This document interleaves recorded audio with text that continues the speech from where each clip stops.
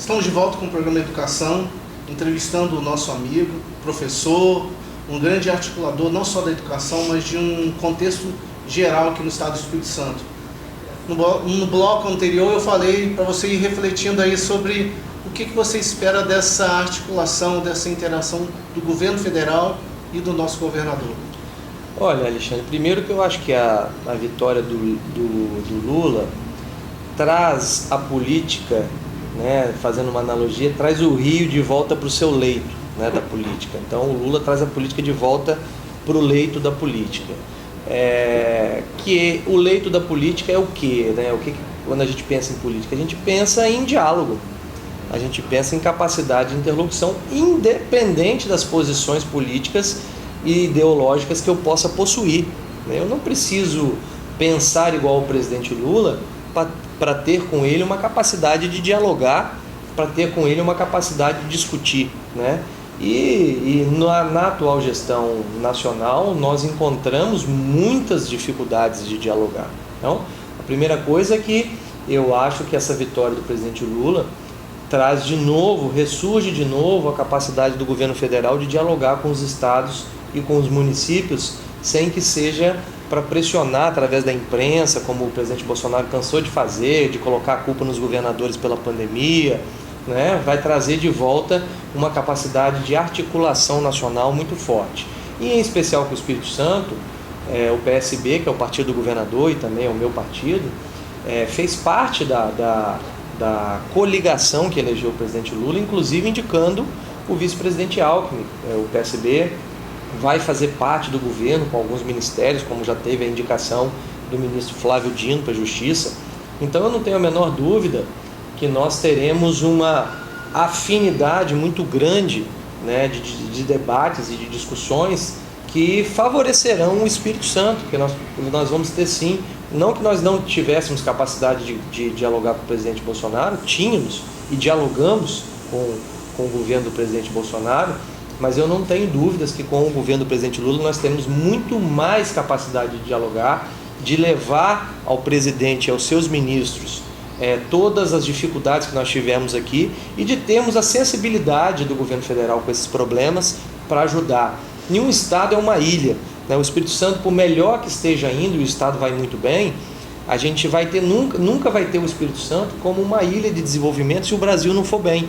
Então a gente tem que torcer para o Brasil ir bem, tem que torcer para o presidente Lula fazer um grande governo, e eu acredito que o presidente Lula vai ter a capacidade de fazer um grande governo, e isso vai ser bom para o desenvolvimento do Espírito Santo. Nós temos obras federais aqui importantes, nós temos escolas técnicas federais aqui importantes, nós temos a Universidade Federal aqui, então é fundamental que nós tenhamos essa capacidade de interlocução, e eu tenho certeza que nós a teremos.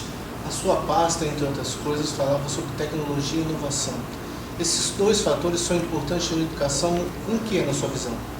Eu não vejo a educação caminhando se não for ao lado da ciência, tecnologia e inovação.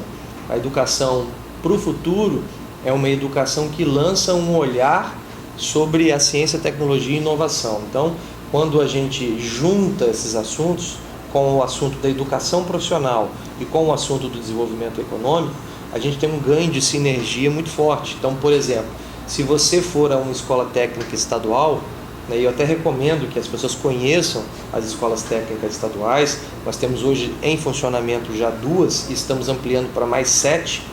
As 2 que estão em funcionamento é uma em Fundão, a Talmo Luiz, e aqui em Vila Velha, que é a Vasco Coutinho. E são escolas que focam em 2 coisas muito importantes para além do ensino da profissão, porque uma escola técnica ela vai ensinar uma profissão para alguém.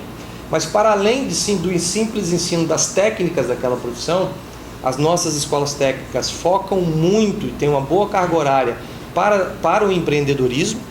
Então a gente foca na questão do empreendedorismo, né, para que as pessoas entendam esse momento que nós caminhamos numa sociedade onde o trabalho está se modificando e a capacidade empreendedora é fundamental.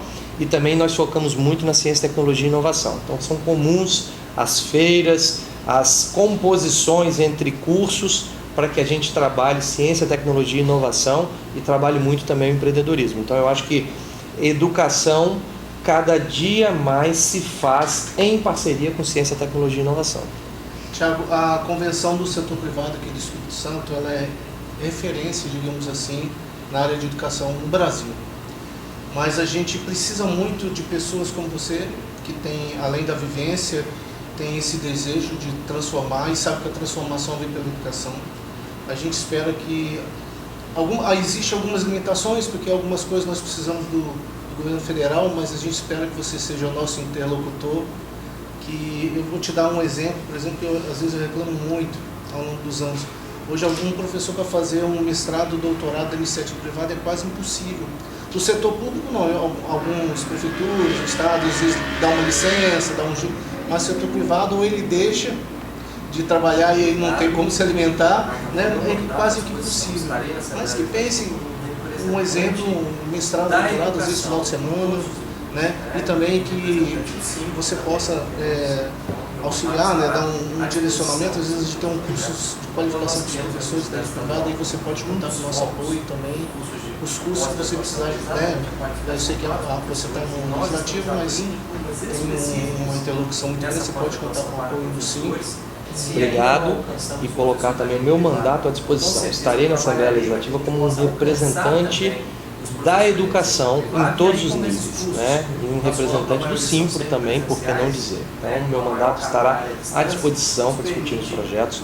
Quando nós criamos a Universidade Estadual, um dos focos em cursos de pós-graduação era exatamente a qualificação para os professores, e nós estamos abrindo turmas específicas nessa pós-graduação para professores. Se ainda não alcançamos os professores da rede privada, com certeza eu trabalharei para que a gente possa alcançar também os professores da iniciativa privada. E aí, como esses cursos, na sua ampla maioria, são semipresenciais, né, com a maior carga horária à distância, isso permite que o professor da iniciativa privada possa cumprir a sua carga horária como professor e também aos fins de semana, à noite ou de manhã, enfim, no horário que ele não estiver dentro da sala de aula, que ele possa fazer o curso dele. Então, dizer a vocês, professores, que meu mandato estará à disposição da educação, dizer que vocês têm uma porta aberta na Assembleia Legislativa para levar as reivindicações, levar os problemas, levar as propostas de solução para esses problemas. Eu estarei lá de portas abertas e desejar que nós tenhamos um grande ano em 2023, um Feliz Natal a todas as famílias, um próspero ano novo, e que nós possamos cada dia mais valorizar a nossa categoria, a categoria dos professores, com remuneração e também com reconhecimento daquilo que a gente faz. Se nós temos hoje um astronauta, se nós temos hoje um economista, se nós temos hoje todos os profissionais do mercado, é porque teve um professor que permitiu que essas profissões existissem. Então, todo o meu reconhecimento, todo o meu abraço, todo o meu carinho, todo o meu trabalho e lealdade à categoria dos professores. Muito obrigado. Tiago, primeiro eu gostaria de agradecer a sua participação. O programa Educação está de portas abertas para você. Se quiser vir outras vezes conversar, falar dos projetos. O Simpro, na pessoa do presidente Juliano Babés, também está à sua disposição, pode contar com a gente. Gostaria de falar para você, professor e professora, foi um privilégio estar com você em 2022. Que Deus te abençoe imensamente.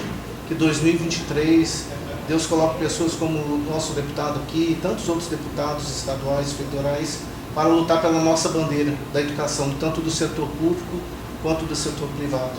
Esse programa foi importante, esse programa teve um peso grande porque você estava junto com a gente. Um feliz 2023 para todo mundo. Programa Educação, com o professor Alexandre Valim Machado.